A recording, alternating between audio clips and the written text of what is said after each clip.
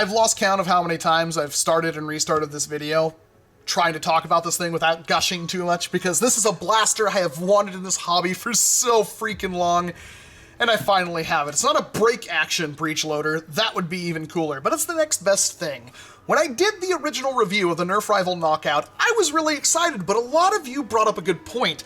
Why spend $10 on this blaster when you can spend 15 or 20 on a NERF Rival Chronos, which not only holds 5 Rival rounds and doesn't have a 17-step reloading process, but for a bit more you could turn it into this, which is an absolute destroyer of worlds and a primary worthy pistol. It's freaking huge. It's even bigger than this thing with the faux suppressor on it, but yeah, why? Why would you do this?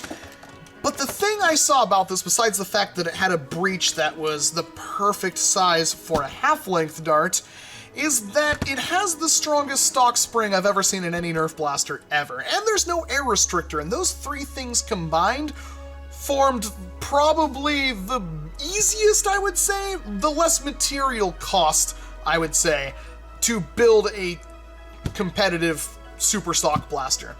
Because you don't need to buy a spring, you just need basically barrels and stuff to cut and seat barrels. That's it. So if you already have a Dremel, glue, electrical tape, and that's pretty much all you need to build this thing, you're good to go. Originally, the Knockout only opens up about that much, which is the size. You can put a Rival round in there, then you can close it and fire it. But of course, once I opened this thing up, I realized this orange barrel is pretty much made to move all the way forward. So now it's really easy for me to just drop a half dart in there, close that breech, prime it, close it down, and fire it. And yeah, it is dumb powerful. It is a really good blaster, and the entire breech is actually stupidly simple to make. The entire idea of it is that this is a 17/32 barrel. I actually had to make this breech like 4 or 5 times, so I have a few cutouts of it. But this just electrical tape fits into the back of the plunger tube after you remove the little ball stopper thing, which isn't an AR or anything like that. It's just there to stop a ball from going all the way back into the plunger tube. Well, you just pry that out, and then you slide this in with electrical tape to make a friction fit, and just make sure that this cutout is right where this is. This would fit back into the plunger tube, this would be right here where that breech is, and I would honestly only use about 5 inches of the 17/32 barrel. But once you have that, then you can glue 9/16 into the actual moving orange barrel, which, if you didn't know, 17/32 will fit inside 9/16, and this is a perfect air seal. The biggest issue with this entire build is making sure that these two pieces are as smooth as possible. If you cut them with like pipe cutters, it's probably not going to be smooth enough. Use a Dremel with a cutting wheel and get rid of any burrs, any kind of little pieces that will build up friction with a hobby knife. Make sure these are as smooth as possible to make sure that it can open up as freely as possible when you release the slide lock. And speaking of which, you're also going to want to have a new extension spring in here. If you don't have one that will fit, it needs to be about half the length of the original one. You can buy a package of random springs from Home Depot that will have a spring in there that will fit perfectly. I've been using that for years. It helps a lot, trust me. And then from there, it's about as simple as you would think. You'd open up the blaster. It is kind of a pain to put this thing back together once you've modded it, but break off the tabs off the plunger tube. You're going to want to get in there. You're going to want to probably do whatever you can to improve the seal in the plunger tube and re-lube it, which is what I did, but grab the orange barrel, and there's 2 things you're gonna wanna do. You're gonna wanna cut out the original stops that prevent the barrel from moving all the way forward, and you're also going to want to gently cut down, sand down the little nubs that hold the barrel in place when it's sliding. They're too long normally, and they will impart a lot of friction on the blaster when it's trying to open all the way forward, but if you sand them down just a little bit, like a millimeter or so, the barrel can move pretty freely over them and it won't rock around in place or anything like that. And then once you've got your breech made, I would use about 5 inches of the 17/32, and I would use about 8 inches on the 9/16, which is what, $5, $6 in brass. Go ahead and friction fit everything together using electrical tape, and make sure the breech actually works, and then you can start doing your cutting. You can cut a spot once you have the breech fully seated in your plunger tube, mark off where you need to cut into the receiving end where you can fit your dart in, and then of course start fitting your 9/16 inside your barrel and make sure that closes all the way over the new hole that you cut inside your brass. This is the most important step. That has to be an airtight seal, so the 9/16 has to go all the way back enough to seal over that hole you cut, and the hole has to be big enough to fit your foam dart. It's really not hard, but this is a step that if you've never made a brass breech before will be really daunting for you.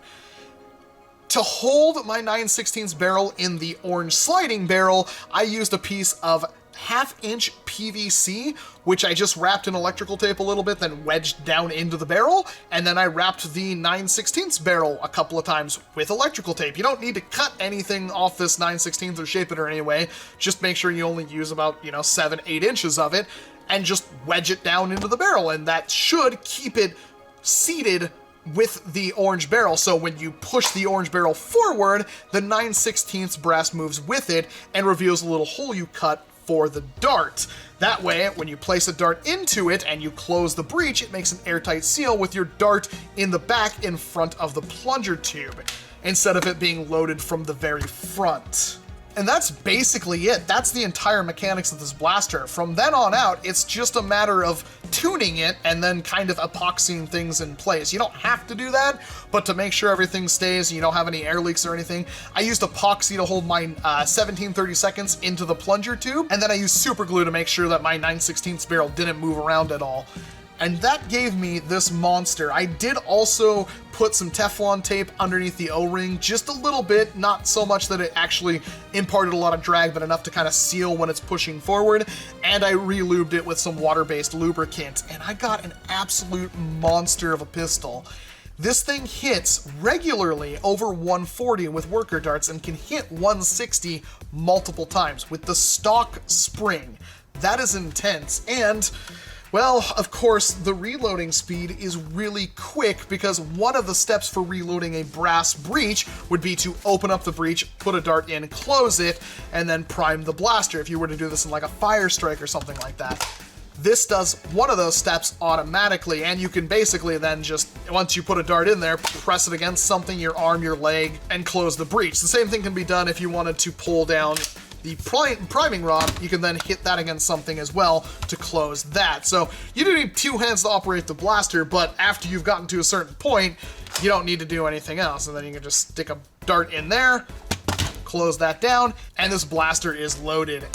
And it hits so hard. I decided since I wanted it to look like the Hush Puppy that Naked Snake uses, I put on this worker suppressor right here. This is like one of the modern looking kind of square cans. It's not a circular one, but it matched up the lines on the Knockout perfectly. And I really like the style suppressor, so I was using that one. And then I just clamped on this, one of those flip up red dot sights on it. Not that this is really useful for anything, but it does actually fit if I clamp it onto the back right here. The front of it isn't really touching, but the back certainly is. And that makes one of the coolest looking, best functional pistols I've ever had in this hobby. Granted, it's not like, 400 FPS or anything like that, but it works extremely well. I have never been happier to have a blaster like this, and I really hope if you're brand new to Nerf modding, this might be a daunting task, but for those of you who do some Springer work and are looking for a cheap, effective challenge, this is the project for you. The Knockout is going to be a really important blaster coming up. I'm a just complete dunce when it comes to working on these things, and I got a pretty good pistol out of it, so I can only imagine what more talented people can do with this setup. Let me know what you think. Did this actually redeem the Knockout for you? I'm quite curious to hear if some of you that thought this was useless are now thinking, hey, we're, for less than $20 in materials, I can get a 160 FPS pistol. Yeah, that's pretty cool. If not, let me know what your problem still is down in the comments section below. And yes, if you really wanted to, it would be entirely possible to make this breech work with a magazine. That is definitely within the realm of possibility, but that is going to require so much extra work, I just can't fathom it. I'm Walcom S7, thank you very much for watching this video, and of course, I hope to see you in an entirely different one. You gotta